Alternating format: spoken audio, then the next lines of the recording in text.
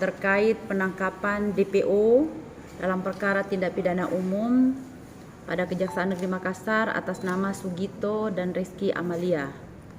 Penangkapan itu berdasarkan putusan Mahkamah Agung nomor 769/K/PIT/2021 tanggal 26 Agustus 2021 atas nama terpidana Sugito yang menyatakan bahwa terpidana terbukti secara sah dan meyakinkan bersalah melakukan tindak pidana turut serta melakukan penipuan dengan pidana penjara selama 2 tahun dengan perintah agar terpidana segera ditahan.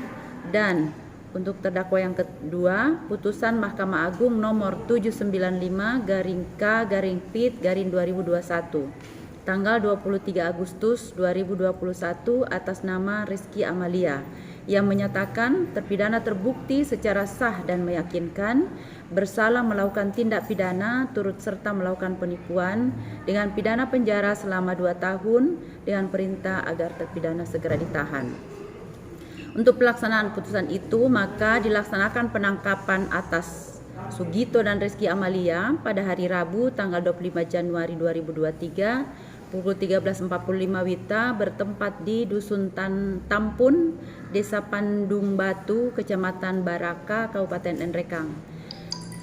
Penangkapan ini atas kerjasama tim intelijen Kejaksaan Tinggi Sulawesi Selatan dan tim Intel Kejaksaan Negeri Makassar serta jaksa eksekutor melakukan penangkapan terhadap DPO dan terpidana atas nama Sugito dan Rizky Amalia. Kemudian terpidana atas nama Sugito dan Rizky Amalia ini kenapa dijadikan DPO? Karena sudah dipanggil 3 kali secara patut untuk dilaksanakan eksekusi, namun tidak memenuhi panggilan dimaksud.